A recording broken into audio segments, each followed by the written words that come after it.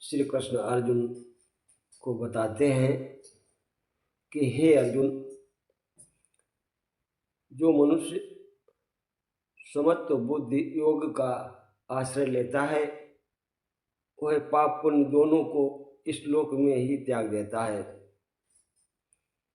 उनसे लिपायमान नहीं होता है। इसलिए तो समत्व बुद्धि योग के लिए चेष्टा कर। यही योग कर्म में चतुरता है,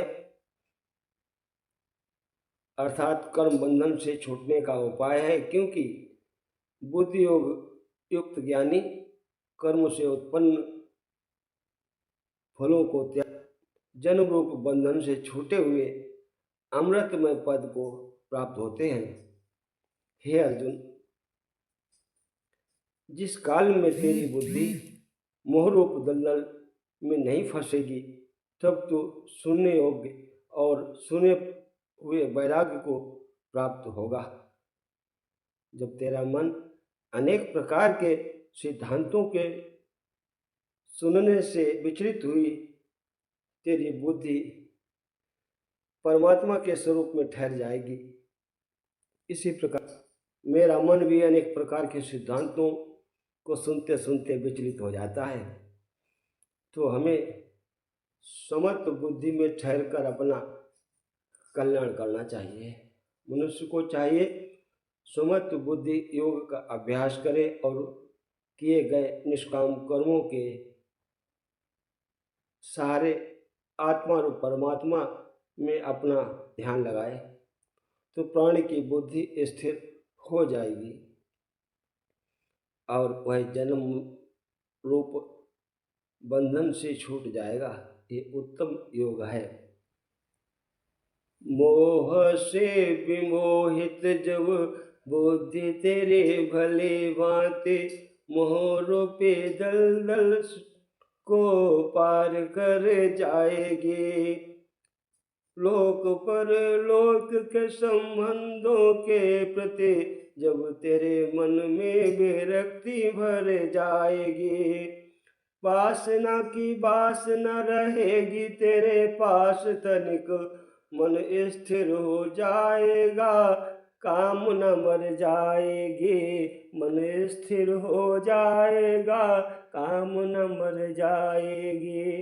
हे अर्जुन, मन के स्थिर होने पर आत्मा परमात्मा रूपी सागर में उतर जाएगी। अर्जुन पूछते हैं कि हे केशव, समाधि में स्थित स्थिर बुद्धि वाले के लक्षण क्या है? कैसे जाने, कैसे पहचाने? वह कैसे बोलता है, कैसे उठता बैठता है और कैसे चलता है?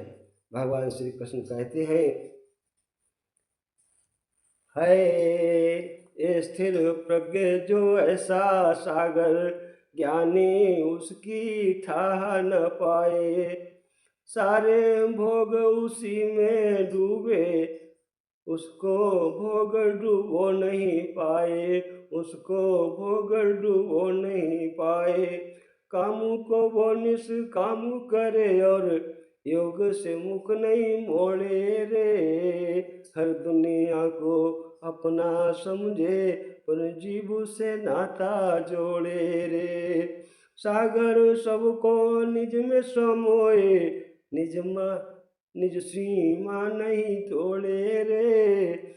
होके विपुल जल राशि का स्वामी मर्यादा नहीं छोड़े रे।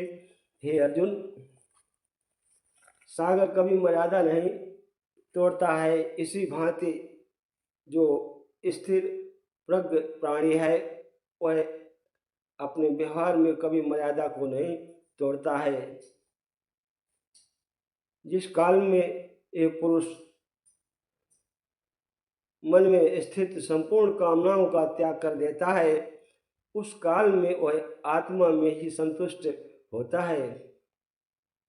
उसे ही स्थिर बुद्धि वाला कहा जाता है। पूर्ण मनोकामनाएं मन से जो तज डाले, रहे संतुष्ट सदा आत्म विलास में। दुख के होने पर जो विचलित न हो कदापि, रहे संतुष्ट सदा सुमन सुवास में, रहे संतुष्ट सदा सुमन सुवास में। राग है न द्वेष जहाँ मोह न विशेष, रहे शेष मात्र स्थिर इसके आभास में। दोनों स्थिति में किंचित न भय माने, ऐसा स्थिर प्रज्ञ रमे योग रस राग में, ऐसा स्थिर प्रज्ञ रमे योग रस राग में। हे प्राणी, ध्यान से इस बात को याद रखना कि जब तक बुद्धि स्थिर नहीं होगी तब तक स्वप्न में भी शांति नहीं मिलेगी। दुख सुख दोनों में एक रस बने रहना, राग द्वेष से रहित रहना, भय क्रोध से भी रहित हो जाना, यही स्थिर प्रज्ञ के लक्षण हैं। क्योंकि जो अपनी आत्मा में संतुष्ट है उसे भय कहाँ होता है, उसने परमात्मा को प्राप्त कर लिया। ऐसा स्थिर बुद्धि वाला पुरुष सुखी रहता है। भगवान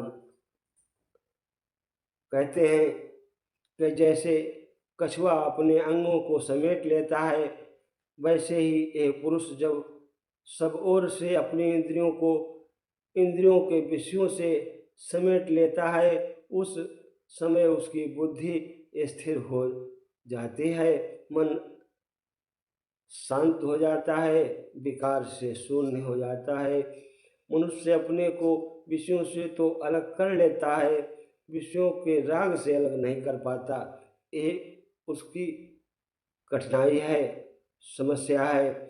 और स्थिर बुद्धि वाले पुरुष के तो परमात्मा को साक्षात करके राग भी समाप्त हो जाते हैं।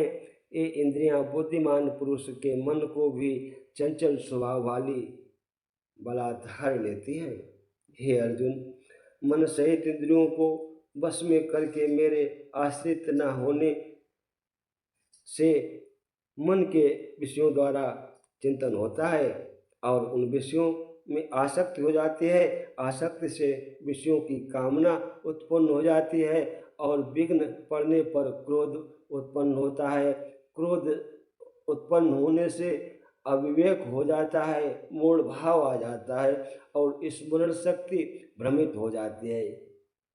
जब स्मृति भ्रमित हो जाती है तो बुद्धि का नाश हो जाता है और बुद्धि का नाश होने पर पुरुष अपने साधन से गिर जाता है।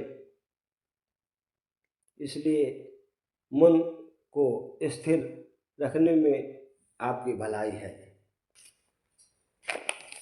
विषयों के ध्यान से आसक्ति जन्मे, आसक्ति काम के अग्नि जलाए।